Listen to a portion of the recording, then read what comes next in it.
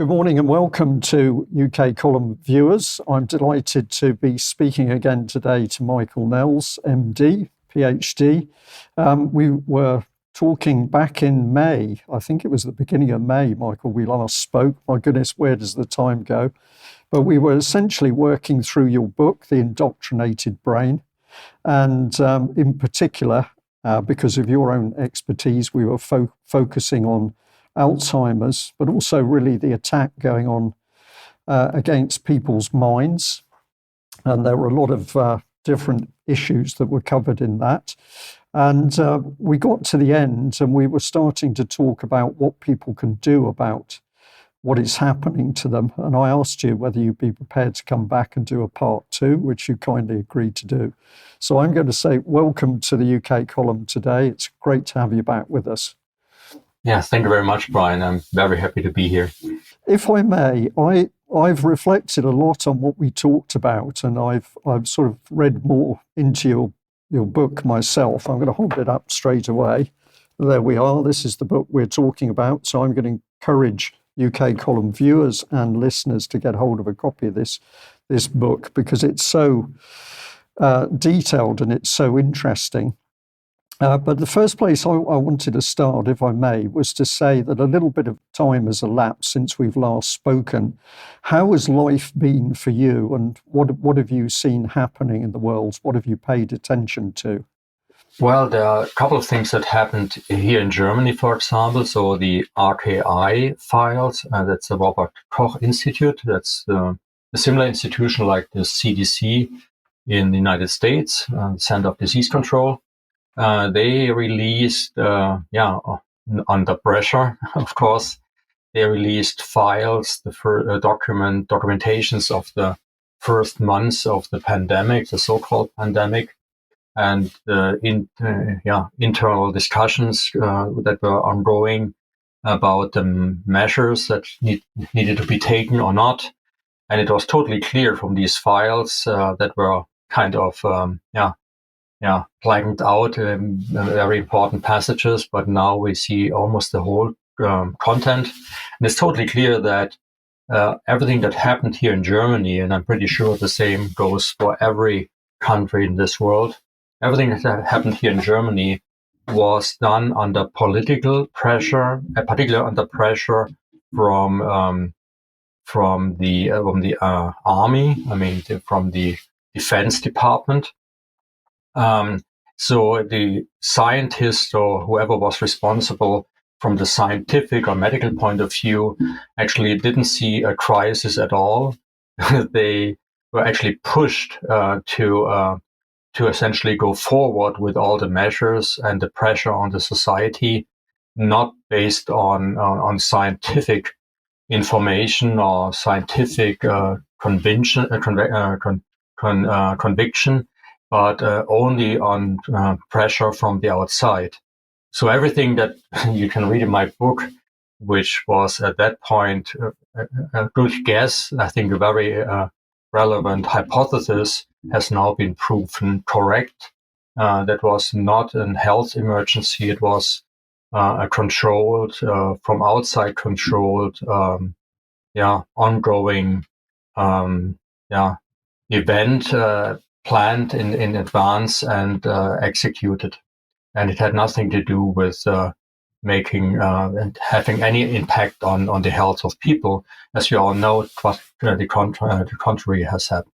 Right, okay. And just what I should have said a few moments ago is encourage audience watching us now, if you haven't seen part 1 of our discussions, to go back and have a look at that one, because that sets the scene and obviously goes into your book in detail.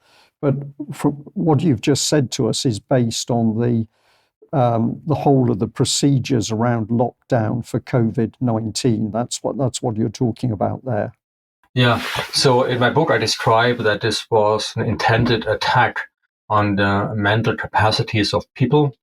I show this, that the measures essentially harmed what I call our mental immune system, centered around the function of the autobiographical memory. If I just make a short recap, then I show also in my book that the spike protein the modified spike protein version, essentially the bioweapon that has been produced in Wuhan, most likely, was also used as so-called vaccination by a genetic. It's actually a gene therapy. It's not a vaccination. That this genetically modified version produces a protein that is cleaved by furin in every cell in our body that where it is produced, and then can enter the brain and cause neuroinflammation. And we need to talk about neuroinflammation later on, because we want to talk today about what we can do about this, about what happened to us, to many people, most people in the world, and what was totally clear from everything that happened, the measures in 2020 and the injection program starting in 2021.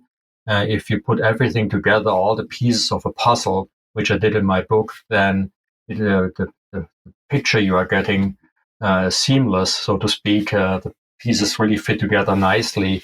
You see that it's all a total attack in everything, every aspect on our mental immune system, on our autobiographical memory center, on our ability to think, to be curious, and also on our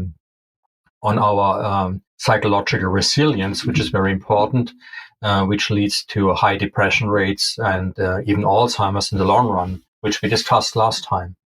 And while it was still a hypothesis, and I wrote the book like a prosecutor, a scientific prosecutor, I left essentially the final verdict to the audience, to my readers.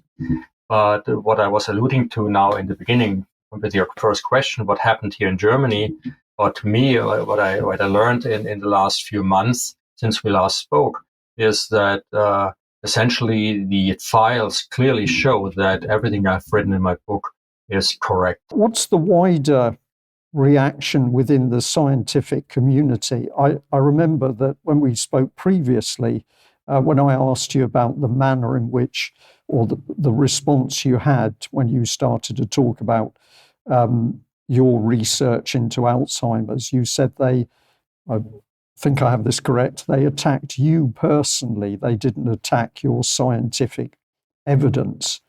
I mean, I haven't checked my Wikipedia account recently, but when I, for example, talked to Tucker Carlson about this a few months ago, I immediately saw that my Wikipedia account started to get changed. And but the attack, as you just said, is only personal. It's not like any of the scientific conclusions and evidence that I show has been attacked so far. Nothing at all. So so if the science might be correct, or at least close to the truth, to what's really happening, then of course there is not much one can do about this. The only way to essentially change the view is to change to attack me personal. But to be perfectly honest, it's not very severe, and I don't feel any pressure from the outside. Right, that's good. You were describing it as an attack, and that's a very direct, that's a very strong expression. If we have been attacked, and the population in Germany's been attacked, UK, the US, who is attacking us? Let's just ask you the straight question. What do you think is actually happening? You describe it in your book as a master plan. So this is something that's calculated. So somebody somewhere is using their brain to draw this together. At the event 2001, which was a year or 2 years before essentially the corona pandemic was starting, and they already at this event they planned essentially a scenario where a coronavirus might actually attack humankind, and there were a couple of rules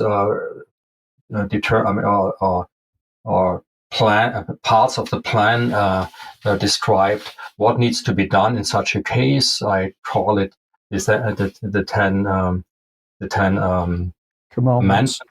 Yeah, exactly. What needs to be done, and every individual point was executed then a year or 2 years later, which means there was a clear plan and there was a clear way how to execute the plan, and it was executed. Now we can look at the people who were in this meeting, what they represented, and you have a couple of culprits, I would say. But if these are only people, like most of the politicians are, only people who follow maybe guidance from somebody else, I don't know. There might be people behind that and people behind that and so forth. So at the end of the day, we really don't know who is responsible.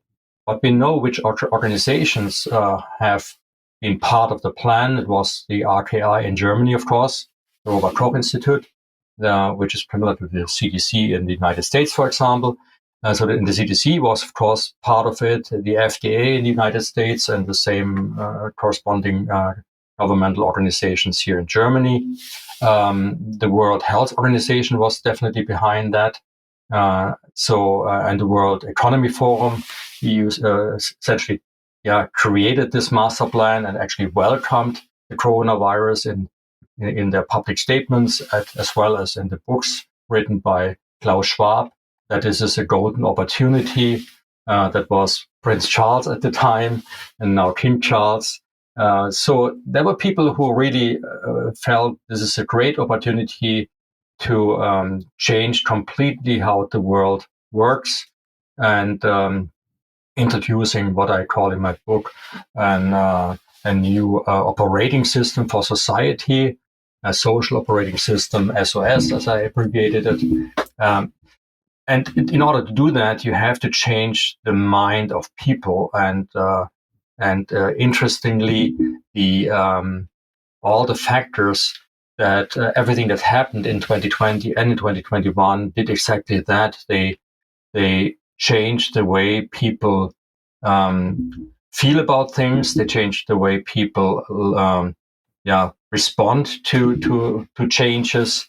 And what I actually show at the end is that by changing the function of the autobiographical memory center, you are in a situation where you can override previous knowledge and life experiences by new experiences. And of course, they were driven by the fear-mongering stories and narratives of the events in 2020 and 2021, and of course, all other events that lead to only one conclusion for people who experience this indoctrination process, and that is that we need a world government.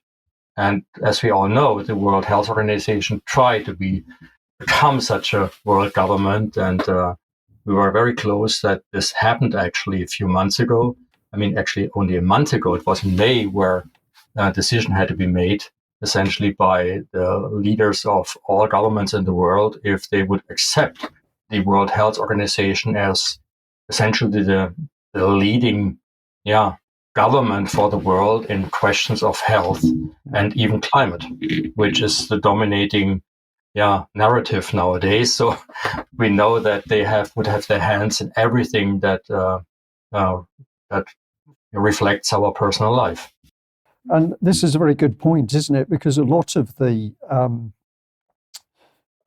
people are hidden in plain sight. We can find documentation which has extraordinary similarities.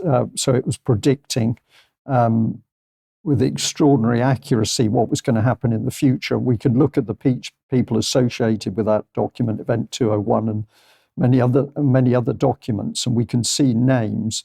But of course, what we can't be sure of is that those named individuals are the ones who are ultimately in control. And you've listed out all those organizations. While you were doing that, I thought, and of course, we've got powerful individuals themselves, such as Bill Gates, who suddenly appeared on the world scene. And certainly in UK, he was walking in and out of number 10. So he was talking directly with heads of state, without any engagement in our normal democratic process. So immensely powerful people such as Gates and the Gates Foundation, and of course the bosses of the pharmaceutical companies themselves. Yeah, absolutely. But you see, this is also what I allude to in my last chapter of the book. At the very end, at the end of the day, it doesn't matter who these people were. I mean, from a point that we have to penalize these people, that we have to get hold of them, and that we have to understand more. Totally clear. We need to understand, and we need to work essentially almost like the Nuremberg process. We need to put these people, into the under jurisdiction and find out what they did and how they did it. But at the end of the day, the question is rather, what can we do? How can we respond? How can we make sure as societies or the humankind that it doesn't happen again?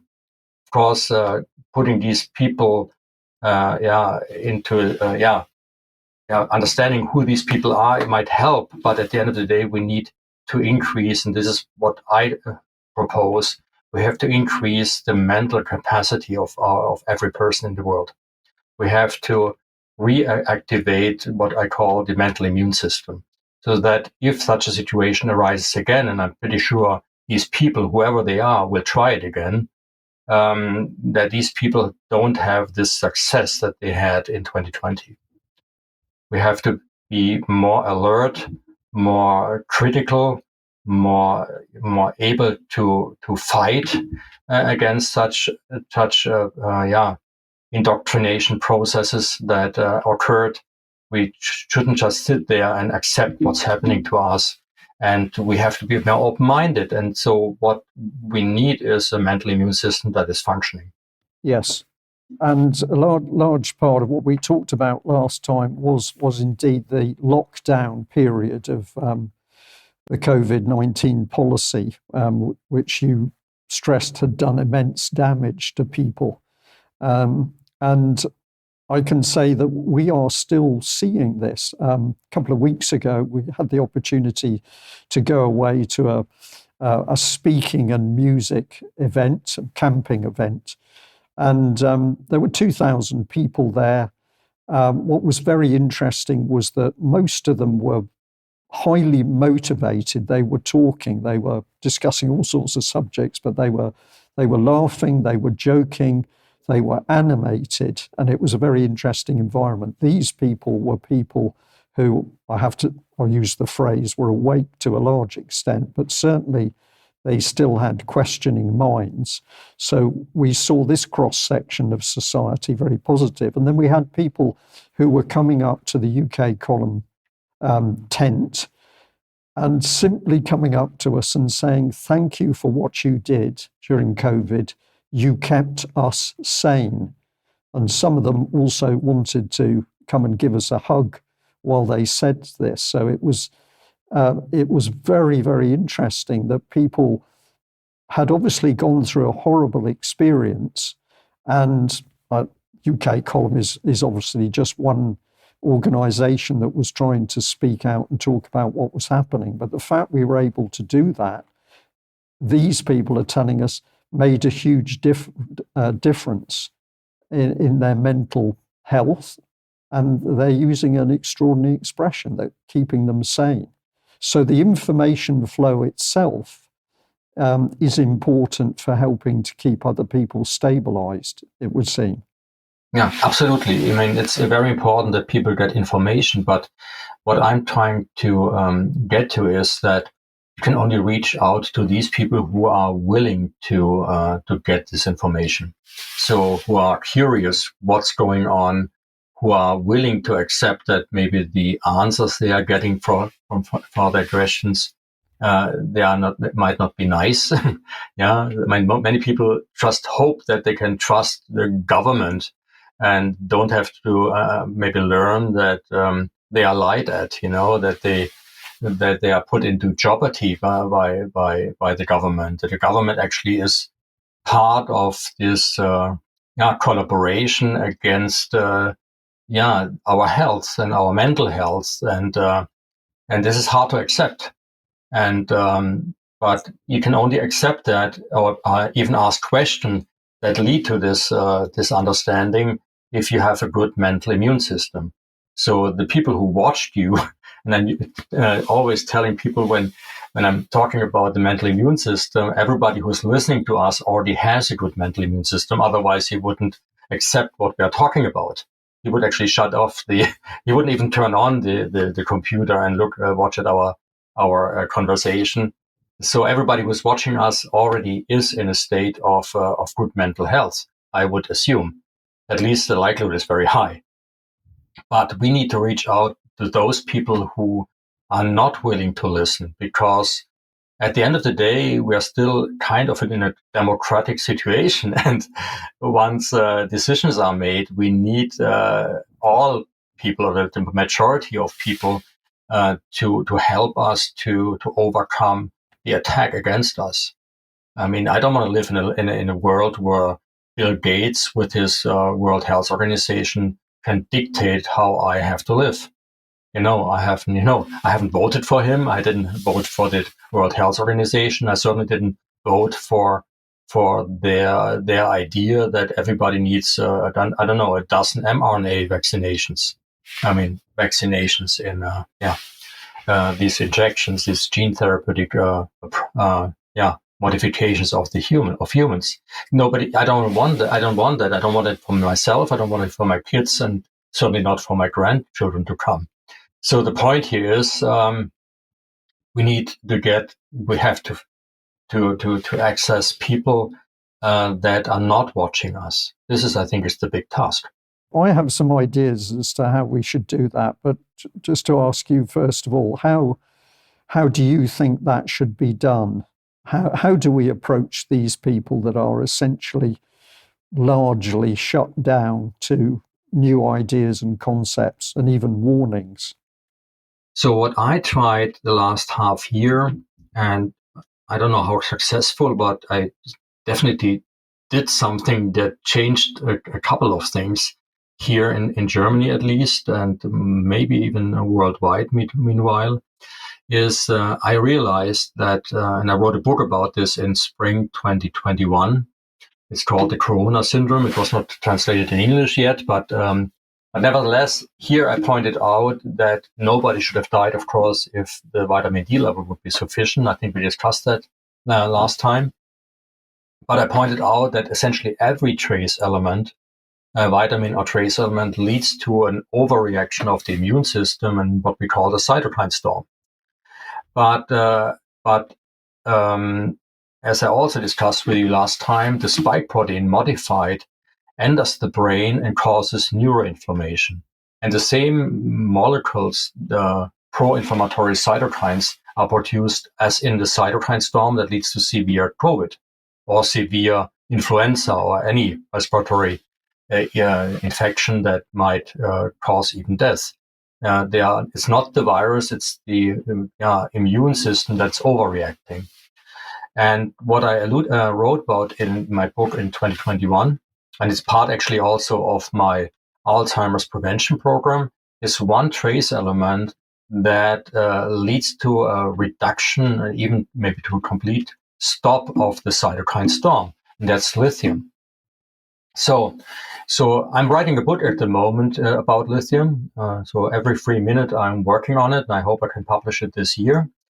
But I didn't want to wait until the book is out. So I put on my website, also on the English side, you might want to put a link maybe under this video. Yes. I wrote a large article about the essentiality of lithium, and that actually low dose lithium, microdose lithium, a milligram a day, this was just 1/1000th of a gram a day, can already, as the essential dose, buffer against neuroinflammation and neuroinflammatory stress, and activate the mental immune system. Now, since the spike protein from people who got the infection causes what we call long COVID, and for those who got the injection causing post-vac both together I call spikopathy, and the main feature of the spikopathy is what we call brain fog.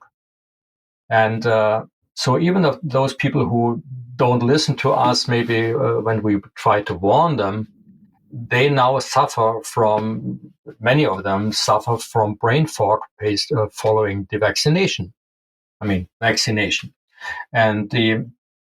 And so I wanted to reach out to them and telling them that with low dose lithium, you can actually overcome brain fog and and have a way back to a normal life again. And the effects are really there. I saw a press release from the University of Buffalo, North New York, that showed that from 10 people with long COVID brain fog, 9 immediately were back to normal life after taking low-dose lithium. We see now that the essentiality of lithium is very important to understand, because it helps to have a better brain function. This is already clear for decades, by the way. So lithium was shown if you are living in an area where the tap water has a little bit higher lithium content than maybe a neighboring region, then in this region with a little bit higher lithium concentration in tap water leads to a more intake of lithium. And this little bit of more intake reduces depression rates, Alzheimer's rates, suicide rates, rates of admission to mental hospitals, and so forth. And so it was totally clear that small amounts of lithium have a lot of impact on your mental immune system. And but it's not recognized as an important molecule. So I went back to what the World Health Organization is saying about lithium. And in 1996, they published a paper on trace elements and human health. And there they regard lithium as essential in animals. They regard it as essential in a way that it reduces heart attacks in humans, mental health, and so forth is improved. But at the end, they conclude that they don't know if it's really important for humans. So very strange. Then there was an update on this report in January 2020. And this is a very important date, January 2020, when, COVID started essentially. And there, an update of the World Health Report doesn't even discuss lithium as a potential essential trace element anymore. It only warns about lithium with lots of side effects, which we know are serious when your intake is 100, 200, or 300 times the essential dose. And that's the intake, the prescription for people with bipolar disorder, with manic depression disease. They take 200, 300, 400 times the amount which are regarded as essential. And it's totally clear, if you increase something that is good for you by a factor of 200 or 300 or 400, then of course you get side effects. And for these side effects, this is now the warning. So nothing about essentiality anymore. So for me, it's clear people don't want you to take lithium, and you have to ask why. But my goal was to reach out to more people outside, let's say, the informed bubble by telling the story about lithium. And here in Germany, there's a run for lithium now. I started with one pharmacy producing lithium on prescription, because it's not only that lithium is not regarded as an essential trace element or a potential trace element, it's actually forbidden to use it as the supplement here in Germany. And not only in Germany, in the whole UK, in the whole European Union, Switzerland, and I'm pretty sure also in Britain, in England. So not only it's not a trace element, an essential one, according to the governmental officials, and in Europe, for example, the EU Commission is responsible for that. So von der Leyen and so forth, and it's actually forbidden to use it. So you need a prescription. So I started on my website a program where I invite physicians who understand the essentiality to make these prescriptions to people, and also invited pharmacies to produce lithium on such prescriptions. And I started with one about 6 months ago, and I have over 30 pharmacies here in Germany who produce it on prescription. And I already heard that essentially there's a big shortage of lithium now in Germany because so many people want it, and the effects are dramatic. I work together with for example, with the pediatrician, and he gives it to children who have the same problem of neuroinflammation based on certain diseases like attention disorder syndrome. They are under fulminant stress based on the way they have to live, but they are not allowed to live. So they are under a lot of social pressure, which leads to neuroinflammation, as we know. By the same mechanism that everybody suffered in 2020. But they suffer already despite the events in 2020. And when he gives these children only the essential dose of lithium, the symptoms disappear. Children who are not able to go to school and are maybe put on Ritalin, on severe medication, they actually don't need to have this severe medication. They just need the essential dose of lithium. So I think this is one way to help people and to get more people, let's say, on board of our agenda for a free world, a really free world, by helping them where the government don't want them to help. I'd just add to that we have always seen that there is an inherent interest in health by people. You can engage most people with some sort of discussion about their health, whether it's to start off by saying, "How are you today?" But also people are interested in alternative health. They're interested in diet and exercise. So it's interesting that out of all the subjects that we may say that people have become disengaged with a lot of information, but it seems to me that health and matters around health is one subject that people still have an interest in. So this should give us at least one doorway back into people's minds. Doorway was actually used by the government to make people accept the measures in 2020 or even accept the mRNA injections by threatening them by with the information, if you don't do that, you will die. So it was about health. Of course, the health argument was used against them. And we have to turn around now and tell people what the real medicine is. The medicine is a lifestyle that is in line with our natural needs. And once you do that, you don't have to fear respiratory diseases, and you don't even have to fear indoctrination. Because if you give your body everything that it needs, and that includes vitamin D, of course, even though maybe the New England Journal of Medicine might say that nobody needs vitamin D anymore. That's truly the fact. They told us in 2022 that even if you have the deficiency, you don't need it, as long as you get the injections, of course. But if you really and honestly tell people what they need, sufficient vitamin D, lithium, and everything else, of course, then they don't have to fear respiratory diseases, of course, and they don't have to fear the indoctrination process, because their mental immune system will also improve. And that's the way where I'm coming from at the moment.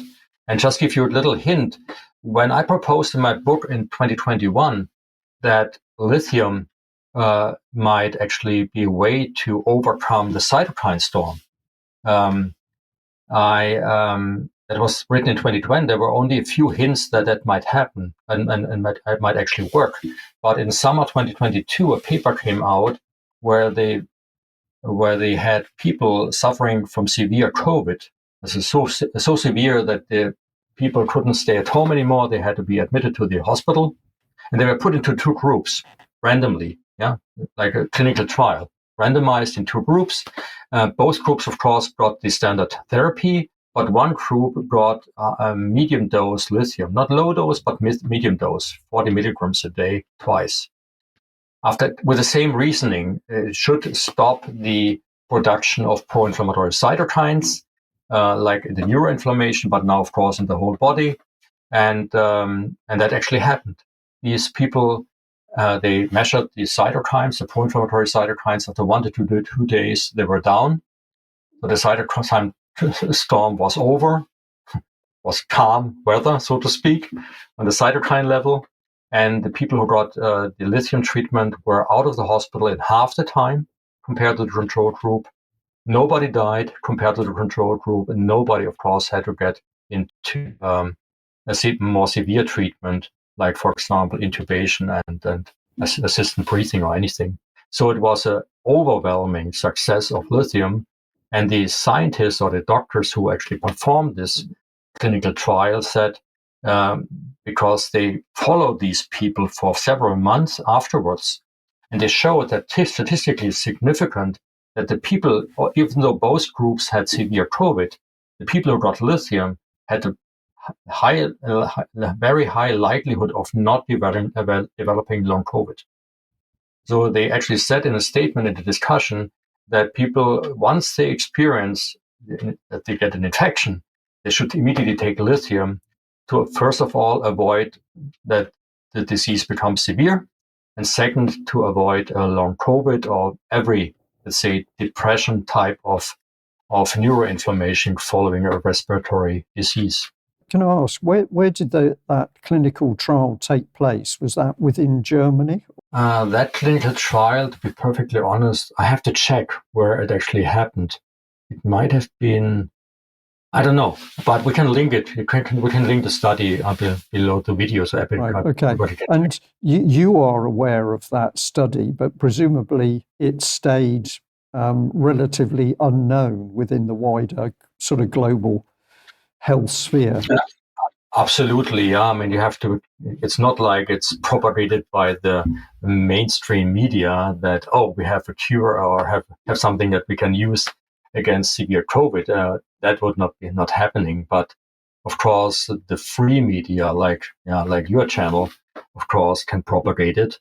And so I invite everybody going to my English website in this case, because we're now in the English-speaking world, and I have prepared a longer article about lithium. All the scientific information is in there, including the study and the relevance of that study. So you find it on my info box or on my Substack. You can link that, of course, also. And just a few days ago, I put in another larger article about the essentiality in respect to children, because I've been asked by many people now, do I also have to give it to my kids? I said, well, if I'm correct and it's essential, then you wouldn't ask this question about vitamin C or vitamin D or something else. If it's essential, it's essential. And based on the effects that we see when children have attention disorder, even autism with severe symptoms, it's not that autism is disappearing, but the severe symptoms disappear. And so under lithium, that's at least what we have seen in the first cases where the doctor, the pediatrician, gave it to the children. So I put it down now on my English website also. I hope it's already on there. I have somebody translating it right now, but it should be there very soon on, if it's not already there, on lithium for children, how to dose it, and so forth. Obviously, a group of people that have suffered a lot are people that have ultimately ended up with adverse effects from the vaccinations. And there can be a lot of fear around this because the people who were not awake when they originally took the vaccination have subsequently woken up. They've done a lot of research, many of them, and that research has done two things. It's informed them, but it's also made them more fearful because now they're reading about spike protein problems in their own bodies. And you've got people who are not only suffering some form of physical disability, but you've got people who are also suffering maybe brain fog, or it may be depression as well, now that they have been made sick by the vaccination. So am I right in saying that the lithium works at two levels? It's got a beneficial effect as far as the body is concerned, and it's got another effect as far as the neurological process, the mind, is concerned. Absolutely. It actually has a third effect in addition. I'll come to that in a moment. So for the whole body, of course, lithium is important. It was shown to essentially extend life in every animal species that has been tested. And I know quite well what the mechanisms are. And as I said, I'm writing a book about this. So why lithium is essential and why it affects every disease that we know of positively. I mean, the avoidance of the disease or the cure of the disease, most circulatory diseases, of course. But the effect on the brain, of course, are several-fold. First of all, it shuts down the neuroinflammation, which is the cause of the brain fog. And it was clearly shown and how that is scientifically is essentially easy to understand. I put this all in this paper you can see on my website. So there, I have also written this paper not only for the general audience, but also for healthcare practitioners, that they understand, because it's not taught in the med school, that they understand the essentiality of lithium and are willing to prescribe it, because as I already alluded to, here in Germany, you need to prescribe it. Of course, there are a couple of companies who sell lithium, and I'm supporting lithium orotate. There are several salts of lithium, lithium chloride, lithium acetate, and so forth. Sorry, but I'm promoting lithium orotate because the orotic acid was former actually a vitamin B13, until people realized that our body can produce it itself. But still, we need it from a certain proportion from our food. And so there are transporters, active transporters, who transport the acid, the orotate, into the bloodstream and actually over the blood-brain barrier. So it was shown that you need very little lithium orotate based on this active transport to have an effect on the brain. Right. The third activity of lithium is that it activates what we call microphagy or autophagy. I'm not sure if I pronounced it correct, but autophagy.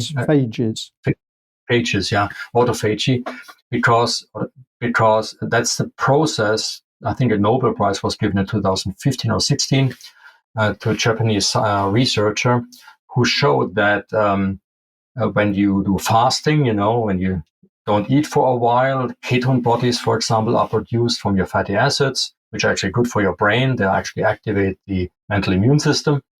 But also the stuff that is not functioning anymore in your body, proteins that are misfolded, mitochondria that are not working anymore, are essentially cut down and recycled in your body to produce new proteins and new mitochondria.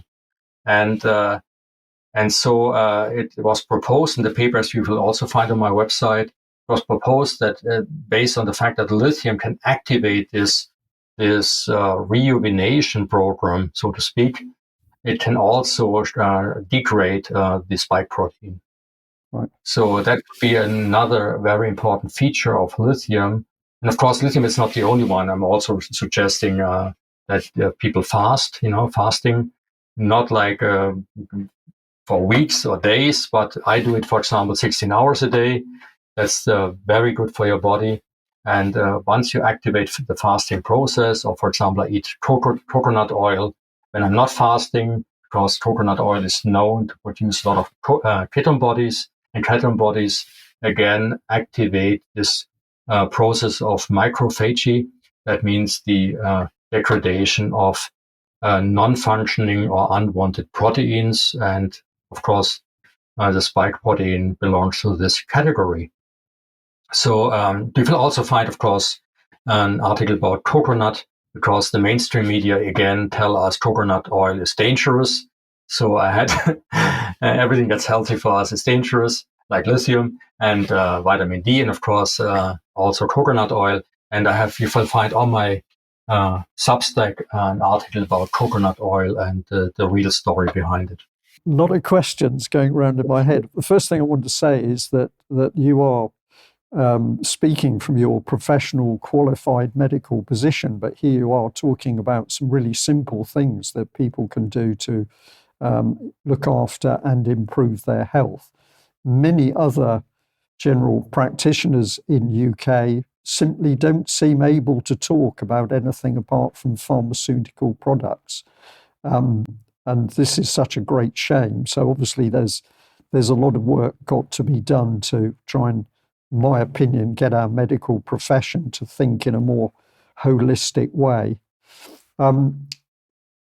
The other bit that came into my mind when you was talking is lithium good for severe neurological effects? Because we had a significant number of people suffering from Guillain-Barré syndrome in the data released by the MHRA in UK, but also the UK column very early on did an interview with a lady whose husband had been vaccinated and within a matter of days had then exhibited severe symptoms of Guillain-Barré syndrome. And he's recovered to a large extent, but is still in a bad place. So are there techniques that people can use to at least improve some of the conditions if they've got more severe neurological effects? Well, I'm a very strong advocate of a natural way of preventing and treating diseases because our body is perfectly developed to actually counter every disease, or making sure that diseases don't develop. And as you already know, we all know that we learned now the hard way that the pharmaceutical industry has no interest in human health. Why should they? It's not their working model. Their working model is making money for their investors. and if you sell guns, you don't want to have peace. And if you sell drugs, you don't want to have healthy people. You want to have sick people. And there's nothing wrong with that. It's like a lion. You shouldn't blame the lion for killing a zebra. It's what they do. But you have to understand that's their business model, and you shouldn't follow their business model if you want to stay healthy. You need a different business model for yourself, and that is a lifestyle that is in line with your own nature. And most diseases are consequence of trace elements and vitamins lacking. Of course, also of toxins we put in our body, but our body is, for example, with sufficient level of vitamin D, nobody would have died from COVID. That's totally clear, and it's shown in my book. I have all the relevant studies in my book, The Indoctrinated Brain, to show that nobody would have died. So, but of course, these important vitamins and trace elements, they don't affect just one physical system. They affect all systems. The vitamin D shortage is not only bad for your physical immune system, leading to cytokine storms, it's also bad for your mental immune system, leading to more depression rates, high depression rates, and Alzheimer's and what else. So we need to essentially, when you have, if people are already suffering from the effects of the mRNA injections, then the first thing they need to do is make sure that they have no shortage in any of the trace elements and vitamins that are relevant. And that's the first thing. Otherwise, you don't put your body into a position where it can fight the problem. And then, of course, most of these diseases, if it's autoimmune diseases, cancer, maybe turbo cancer, Barré syndrome, all have an inflammatory component. Cancer can only be harmful to us. You have to understand, we just talked for a second about cancer. Every minute in my body, a cancer cell might develop. I mean, every billions of cells are dividing all the time, and random mutations cause that maybe certain genes become oncogenes and might actually develop the cell into a cancer cell. But usually these cells are changing. They look different than our healthy cells. And our immune system has the responsibility for surveillance of our body and checking out if there are cells that are developing into something harmful. But in a situation where your immune system is not working efficiently, like for example when it's shut down or strongly suppressed in its activity by the spike protein, just to give you an example, then cancer can develop more easily. So you have to put your immune system in a state where it can function again, and giving it all these trace elements and shutting down the neuro or the inflammation in your body, for example, by lithium, is one way to go about this. So put your body in a position where it can fight these diseases, regenerate, and I think that's the best you can do. Right. Okay. Thank you for that. Just for you and the wider audience, one of the reasons I asked in particular about Guillain-Barré syndrome was that because early on in the vaccine program here in UK, a lady approached us to say that her husband had succumbed to very severe neurological effects, and he was in hospital. He was actually at one point paralyzed from the neck down. But in an audio interview, she talked very matter-of-factly, very sensibly about what had happened to him. And she also said that he was on a hospital ward where there were at least, I think it was another 6 men. And she said that the hospital consultant had been very open in saying that, in his opinion, all of the patients on his ward were suffering from Guillain-Barré as a result of the vaccination. And we put out the interview. It was audio. We didn't identify the lady except her name, Nicola. And that interview resulted in the UK column losing its whole YouTube channel. We were taken down as a result of that single interview. But about 2 months later, the Daily Mail, one of the major English newspapers, printed the story with pictures and information, and essentially the same information we'd put out, and that was allowed to stand. But one of the reasons why, for the viewers, why UK column isn't on YouTube is because we reported vaccine damage vaccine damage showing itself as Guillain-Barré with this particular case. And we were always fascinated that, we have to say, the establishment was so frightened that we began to put that information out. And then, strangely, when a national newspaper puts the same story out, that's allowed to stand. So I'm not sure what that tells us. Maybe that they are very frightened about the power of alternative media. Yeah, absolutely. I mean, once the alternative of free media, essentially get access to the majority of people, then they have no stronghold anymore over the society. I mean, yes, they guide us with the actually in Germany, the German translation of the main media is guide media, because they guide us.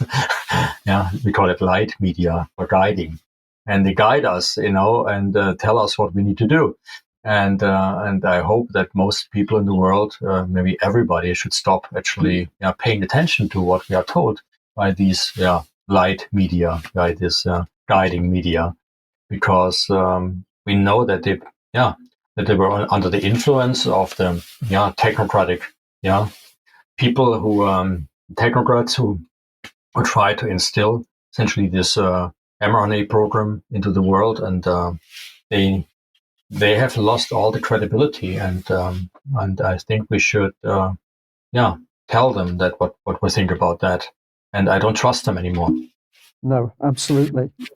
Thank you very much. We're at the top of the hour now, so it's been really great to speak to you again and to get a little bit more into what can we do about the problem instead of just talking about the problem itself.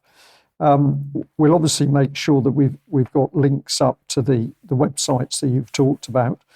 Are there any events coming up for you that you'd like to tell the audience about, or have you got work on that they may be able to help or spread the word? Well, I was just recently invited by the foreign minister of Switzerland, and I will also give you a link on the speech I've given. I was invited, and it was really strange. I was invited to what it called the IC Forum. It's an International Cooperation Forum. It's essentially since 2022. This is organized by the Foreign Ministry of Switzerland, and about 1,500 people from all over the world, over 100 countries were present. I talked to the organizers, and 95% were NGO representatives or governmental representatives.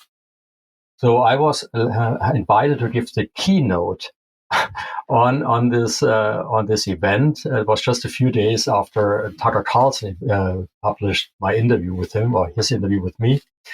And so these people became very nervous, of course, because apparently they didn't know who they invited to give the keynote. And the keynote, I had to answer the question in 15 minutes, what the brain needs to think peace. So that's the question, what the brain needs to think peace.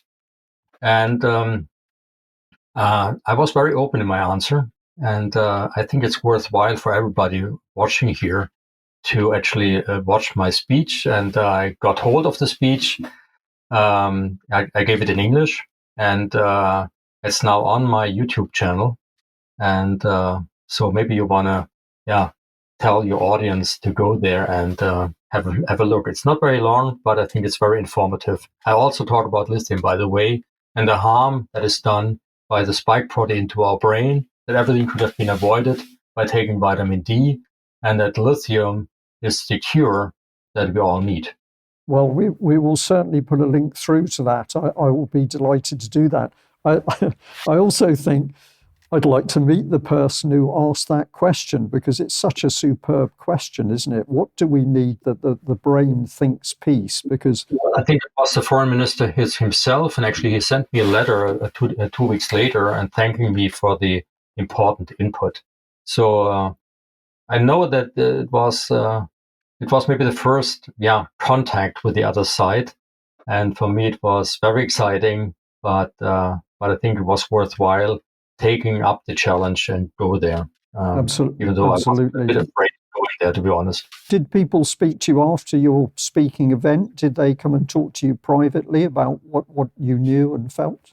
Yeah, absolutely. There are several organizations. I mean, not all NGOs are bad. I mean, we know a few are not really in doing things that we should support and accept, but a few came to us and said, mental health is the major important issue. I mean, we know that people who have no mental immune system and functioning, they can only respond to aggression with aggression. They don't sit down and think and find maybe solutions on a table and by discussion and solving the problem in a peaceful way. And after that, there was a longer discussion. Actually, the ambassador of Switzerland, which sits in the U.S. UN Council, UN World Council, she actually was directly after my speech had three representatives from 3 different countries. Countries of the global south, talking about essentially my speech, and they all started to use the words I was using. They talked about the mental immune system.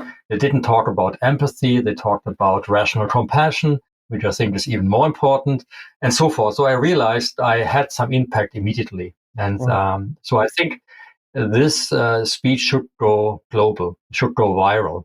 And I really hope that you and others will help me here. I talked to Russell Brand about it. I hope he will put it out.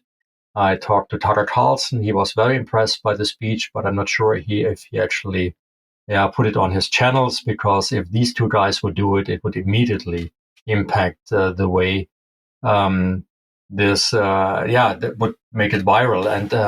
And I think it's very important that it goes viral, because in this little 15, it actually then was 18 minutes, I was able to essentially put everything together that you need to understand why we don't have peace in this world, and where we have to put more effort in to make it possible. Well, what a wonderful place to end, Michael. It's been a fascinating discussion again. I'd like to thank you very much for giving up your time to speak to UK Column. We'll ensure those links go up, and yes, I'd be delighted to link through to that presentation, and we'll push it as far as we can get it. So yeah, brilliant. Thank you for joining me. It's been really wonderful, and I'm glad we're ending on what's a really optimistic note in what's quite a dark time. No, I mean, every disaster has essentially already the egg, or sort of the basis of a big change, and I think that's exactly where we are now. We have lived through a very big crisis, and now it's a big chance for us to make the world better as it was even before, and that's what I'm hoping for. So I thank you very much, Brian. Okay, thank you very much.